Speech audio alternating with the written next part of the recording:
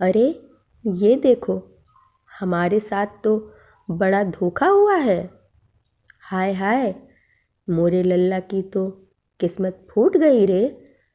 ये किसको गले बांध दिया मेरे लल्ला के।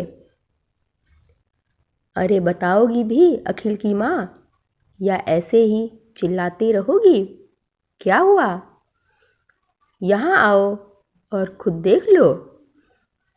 कामना जी का रोना सुन कमलेश जी जब गृह प्रवेश के इंतजार में द्वार पर खड़ी अपनी नई नवेली बहू सुमेधा और बेटे अखिल के पास पहुँचे तो कामना जी ने बहू का घूंघट उठा दिया।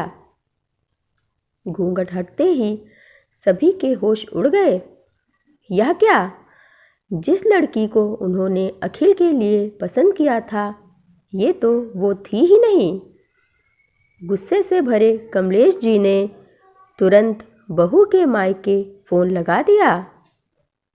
उधर फ़ोन पर अपने समधी का नंबर देख अनिष्ट की आशंका से घिरे महेश जी समझ चुके थे कि सच्चाई सामने आ गई है। हिचकते हुए हेलो बोले। तभी कमलेश जी जोर से बोले, बहुत गलत किया आपने, इतना बड़ा धोखा किया हमारे साथ। अपनी बड़ी बेटी का रिश्ता करके छोटी बेटी की शादी करा दी आपने। यहाँ आइए और ले जाइए अपनी बेटी को। महेश जी तो यथावत खड़े के खड़े रह गए।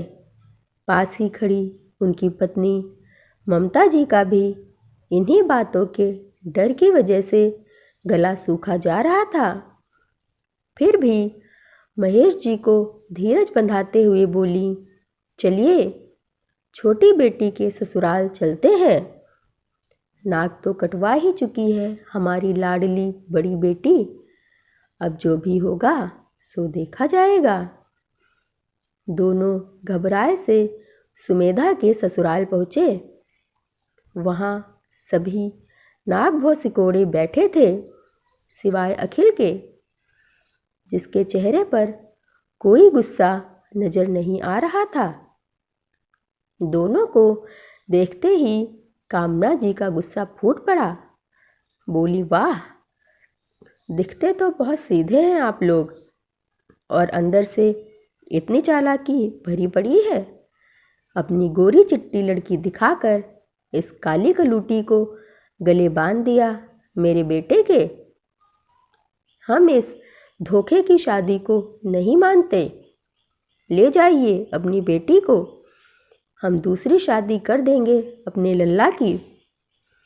सर झुकाए महेश जी और ममता जी सब कुछ सुन रहे थे। क्या बोलते? ऐन मौके पर उनकी ही सगी बेटी धोखा दे गई तो कैसे नजरें मिलाते। वहीं सुमेधा की आंखों से अपने अपमान के चलते झरझर आंसू बह रहे थे। महेश जी सुमेधा का हाथ पकड़ बोले, चल बेटी, वापस घर चल। तेरी भी जिंदगी बर्बाद कर दी मैंने, मुझे माफ़ कर दे और फपक पड़े।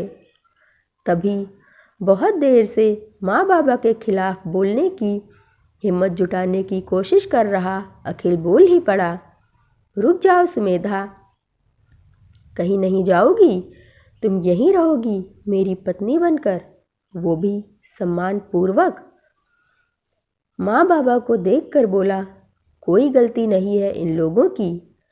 आपको दूसरों की बेटियों में खोट नज़र आती है, मगर आपके अपने बच्चे कौन से संपूर्ण हैं। मेरी बहन जो कि बस 8वीं पास है, उसकी 12th की झूठी मार्कशीट दिखाकर और पैसों के बलबूते आपने बहुत बड़े घर में उसकी शादी कर दी। सच्चाई सामने आने पर वहाँ वो कितने अत्याचार सह रही है जानते हैं ना आप। रही मेरी बात, मेरे इतने मोटे शरीर और कम सैलरी की वजह से कितनी लड़कियों ने मुझे रिजेक्ट किया। वो तो इन सीधे साधे लोगों को आपने ना जाने कैसी झूठी बातों में फंसाकर इनकी बेटी से रिश्ता तय कर दिया। मैंने तब भी आपको रोका था, झूठ की बुनियाद पर रिश्ता ना जोड़ने से, पर आप दोनों ने अपने मरने का डर दिखा मुझे चुप करा दिया। उल्टा इन लोगों के साथ धोखा करने की कोशिश तो आपने की है।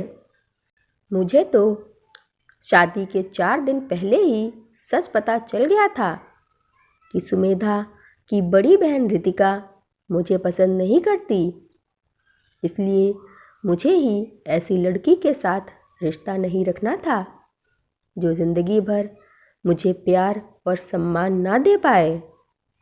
इसलिए मैंने इनके घर वालों से बात की तो ना जाने क्यों सुमेधा ने खुद आगे रहकर मुझसे शादी की इच्छा जताई। शायद 2 घरों की इज्जत बचाने के लिए उसने ऐसा किया, वरना वो तो बस सांवली ही है, बाकी पढ़ाई और अन्य गुणों के मामले में किसी से कम नहीं।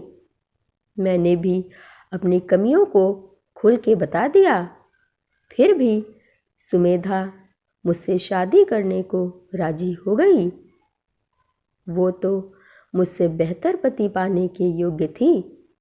उसने कहा कि सच्चाई आप लोगों को बता दूं, पर मुझे पता था आप किसी कीमत पर सुमेधा से मेरी शादी ना होने देंगे, केवल रंग रूप के चक्कर में।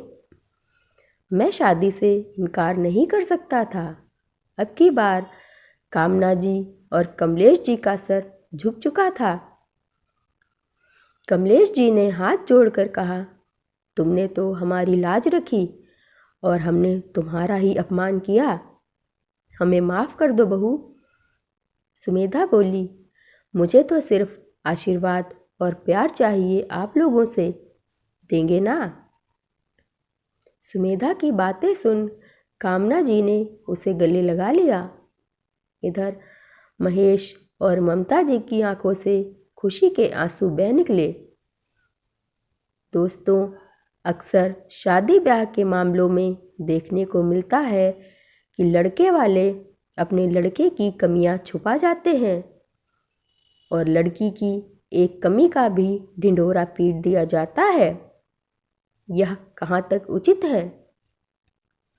अगर रिश्ता तय हो भी चुका है तो समय रहते लड़के और लड़की दोनों को खुलकर बिना किसी दबाव के अपनी पसंद या सहमति और असहमति बता देना चाहिए, ताकि आगे चलकर एक दूसरे के बीच मतभेद ना हो।